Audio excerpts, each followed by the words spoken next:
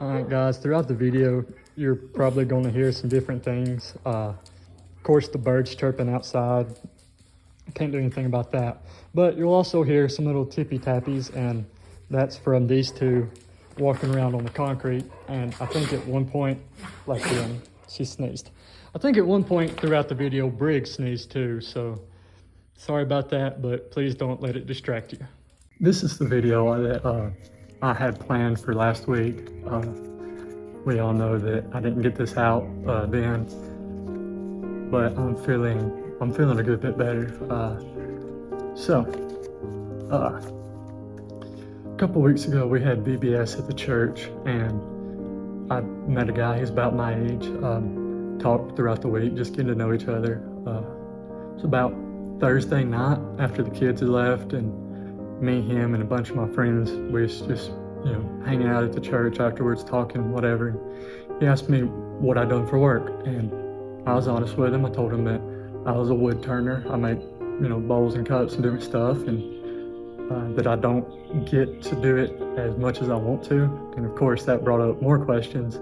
So I told him a little bit about myself, about my health, about getting dizzy and passing out at times. He looked at me and goes, "Doesn't that scare you?" Well, yeah, it scares me. And I'm doing everything I can to prevent it, but it still scares me.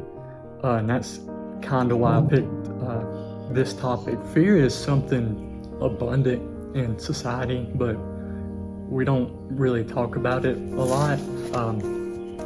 Because no one likes to be afraid.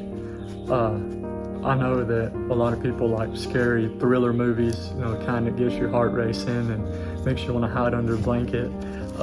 But that's not the fear I'm talking about. No one likes to be truly afraid. And most people, they don't like to admit that they're afraid. The type of fear I'm going to be talking about and the type you're thinking about may or not be the same thing, so just stick with me here and I'll make as much sense as possible. And while doing some research for this video, I learned a lot of things about fear, what causes fear and the different types of fear, such as social phobias, which is social anxieties, specific phobias, which is a fear of specific things, causes of fear. They can be traumatic events in our lives. And I thought this part was really cool. It can also be passed down through our genes. It's thought that the fear of snakes came from our ancestors being afraid of venomous snakes. I thought that was pretty cool. And some of the most common fears are arachnophobia, which is the fear of spiders, ophidiophobia, which is the fear of snakes, and glossophobia, which is the fear of public speaking. Also found some extremely rare phobias. Spectrophobia is the fear of mirrors, and hippopotomonstrosquipedophobia is the fear of long words. And fear is natural for us as humans. It keeps us cautious, it keeps us safe around dangerous things, but we can't let that rule us and keep us from enjoying life or doing just what needs to be done. When we think of Bible stories, we don't really think about fear. At least I don't. Samson was incredibly strong and David was a great king. What did they have to fear? Well, David was a boy who faced a giant. Samson lost his strength, was blinded, and chained up. At some point, they was afraid, had to be. God gave them the strength and the courage to do what they needed to do. I think about the story of Joshua. He was told to march around Jerusalem. I meant Jericho, guys, my bad.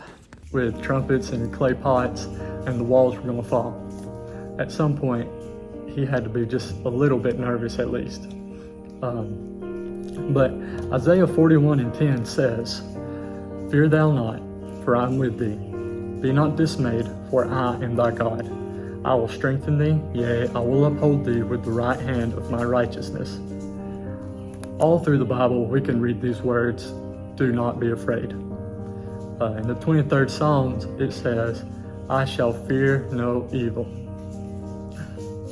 God will give us the courage to face what we need to face and give us the strength to do what needs to be done.